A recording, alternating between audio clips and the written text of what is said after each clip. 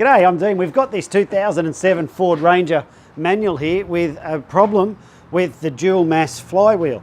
So we've pulled the transmission out and it had a noise in the clutch. We thought it was the throwout bearing, which we replaced, put it all back together, and it's all good.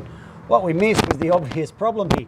If you have a look, this flywheel, the dual mass has failed, and you can see the heads of those bolts have been rubbing on this as it's been dual massing.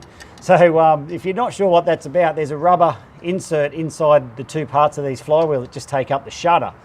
But when they fail like this, and I haven't seen this failure mode before, is we can't get the flywheel off because that's moving it as far as it'll go either way.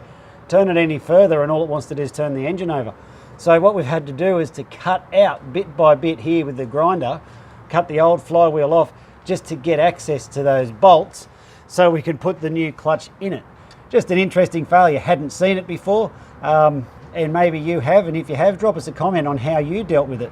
But for us, we just have to cut this flywheel off bit by bit to get access to the bolts, which already had the heads ground off them because of that moving. And that's what the noise was. The noise wasn't the throwout bearing, it was the bolts fouling on the back of the flywheel. Interesting failure of a dual mass flywheel.